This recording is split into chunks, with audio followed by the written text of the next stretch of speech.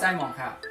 วันเมื่อไงมาทบยาเฮาตั้ง3ก่อทันยอค่ะเนาะวิจัยหมองค่ะเมื่อไงเฮาเต็มีอีสังมาเฮ็ดค่ะเมื่อไงโอเคตั้งแต่วันมาได้แต่เขาเก่งมาเฮ็ดค่ะเขาซอยใต้ในขนมเขาซอยเป็นวิเค้กในขนมอ๋อค่ะกิริยาตั้งนานในมันมีสังพองไว้ค่ะวิจัยหนุ่มอ๋อครับก็ตีเท่าไหร่ทางแฮนไว้ขนมก็จะมีกี้มันก็จะเป็นพีบเก๋อแล้วก็ถุนเน่าหมกปลาขนมก็จะมีน้ำหมักผสมหมักพริกโคแล้วก็หมักผ้าขนมแล้วก็มันจะก็จะมีผักกี้5แล้วก็ผักหมี่แล้วก็มะเขือส้มขนมก็อันนี้เท่าจะเฮ็ดเค้กข้าวซอยในขนมก็จะเป็นเนื้อหมูครับแล้วก็จะมีเหมือนเดิมพี่มีงานในขนมมันน้ำป้องในว่าเขาไปกับตอนที่เขาเฮ็ดยาวในขนมครับอ๋อค่ะวิจัยหมองค่ะวันตั้งซุ้มได้เขาจะได้เฮ็ดสังก่อนค่ะค่ะอันดับสุดในเขาเดี๋ยวอะไรข้าวซอยเนี่ยค่ะตัดตรงที่ว่าเส้นมันพอสุกในขนมว่าสีนั่นเนี่ยค่ะเขาเดี๋ยวอะไรซอยผักหมี่นะคะเนาะเดี๋ยวคนมาผสมไว้นะคะเนาะตอนเขาเดี๋ยวอะไรมาเฮ็ดเค้กข้าวซอยเนี่ยค่ะเนาะกำในเขาขาดเดี๋ยวมาตุ่มน้ำไว้นะคะเนาะตุ่มน้ำไว้เขาขาดเดี๋ยวมาใส่ข้าวซอยเนี่ยค่ะเนาะอันนี้เขาก็นำก่อนเลยแล้วเนี่ยค่ะเนาะโอเคจั่วเข้าไปเขาซอยมันซุปในหมูเดี๋ยวเขาขาดเดี๋ยวมาซอยอีกทีไว้นะคะเนาะ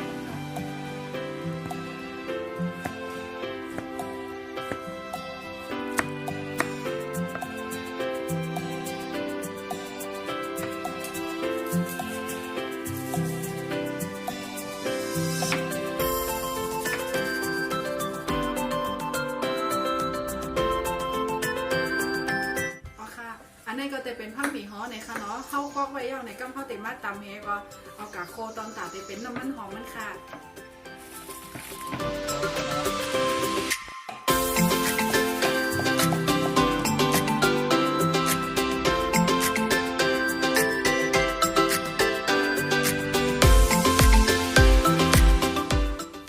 ครับก็ในเขาเตะมาตีขั้นตอนการตำงานหน่อยครับน้องงานในก็พอเขาตำยาวหน่อยครับนะเขาเตะเอากระใส่ที่เขาซอยเขามันเตะอะไรเสียวหอมเนี่ยครับน้องแล้วสารมันเตะจำแบบนะครับ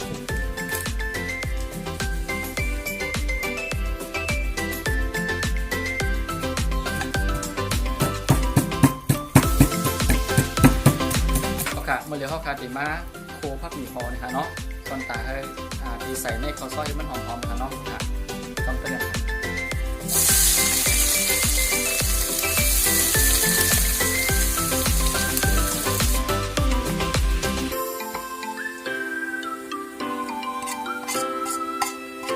อันนี้เป็นข้าวซอยที่เขาไหลต้มไว้เอาในขนมก็มันก็ไหลตีเอาในขนมก็กำในเขาติดกับด้วยใจหมอมครับอันยิ่งคำอิงเพชรเค้กข้าวซอยเนี่ยครับทำห่อเนี่ยด้วยกันครับอ๋อค่ะอันดีข้าวตอนแรกเนี่ยเขาก็เตะไรใส่น้ำมันลงกันในหม้อก่อนค่ะเนาะใส่น้ำมิ้นเลยค่ะอ๋อค่ะเพราะว่าน้ำมันสุกยาวไหนเขาก็เตะไรใส่เนื้อโมลงกันนะคะเขาคนเนื้อโมมันซุกเพราะว่าเนื้อโมมันซุกยาวไหนเขาก็เตะไรถอดกันในร่องกาค่ะโอเคใส่เนื้อที่เขาพักไว้นะคะเนาะ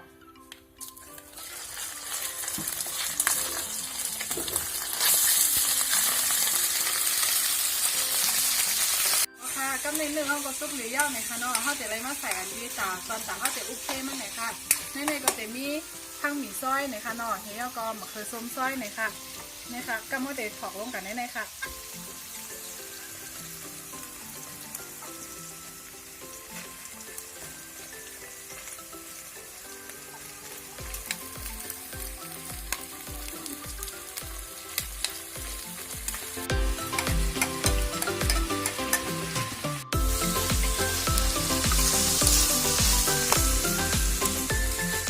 กำในใส่กิริยาค่ะเนาะ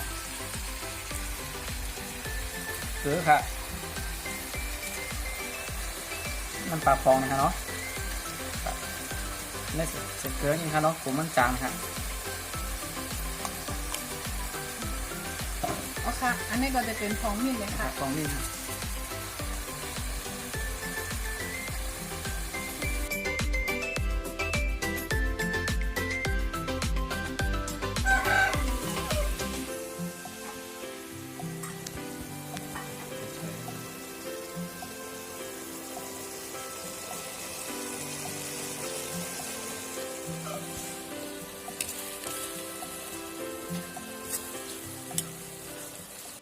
ในเขาเดี๋ยวมาแข็งนำเค้กข้าวซอยนี่ค่ะเนาะ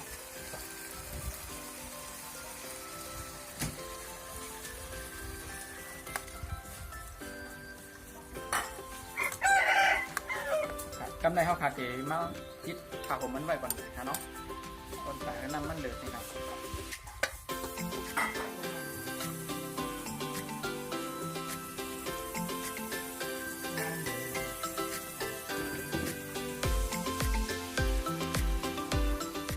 ครับเมื่อเดียวก็นำเค้กข้าวซอยเขาก็ยาวๆในขนมกำลังเขาเตรียมมาเตรียมเส้นมันใส่ในหวานในขนมแล้วก็เขาเตรียมเอานำเค้กข้าวซอยมาใส่ในเส้นเข้าในขนมเราลองมาเทสแบบน้ำกันด้วยครับ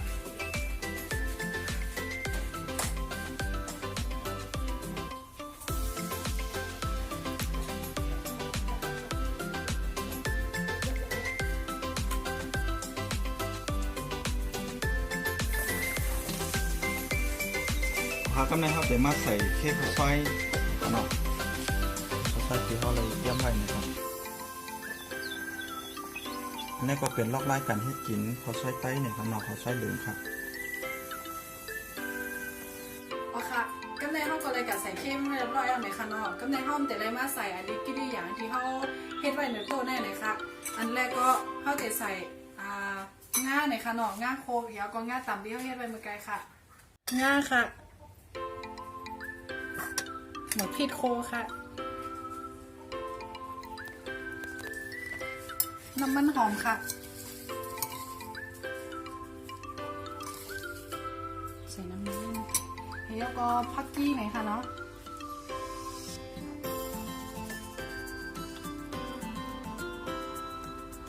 แล้วก็แน่น้ำหมักพี่ส้มค่ะ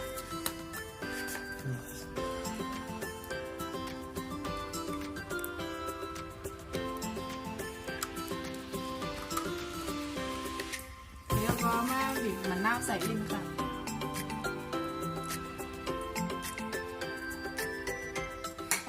ก็น่าให้ก็พร้อมกินเหย้าหน่อยค่ะเนาะ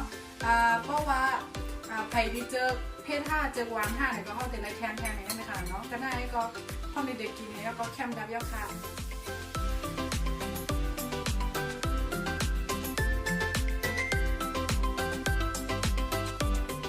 ข้าวซอยเขาก็ยาวๆขนมเขาก็เลยใส่เค้กข้าวซอยยาวๆในขนมกำลังเขาเดี๋ยวมาออนกันจิ้มกินกันครับกินเจ้ามันครับ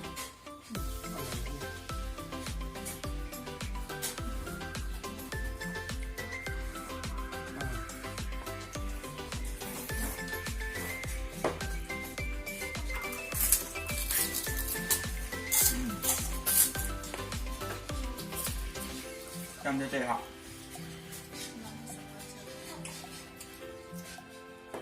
โอเคสำหรับพี่น้องขอถูกใจวิดีโอดีค่ะขอเทศหน่อยขนมก็อย่าไปลืมกดไลค์กดแชร์บันขนม โอเคสำหรับพี่น้องเขาค่ะติดไลค์ติดตั้งเขาในตั้ง YouTube เนี่ยก็อย่าลืมกด Subscribe กันด้วย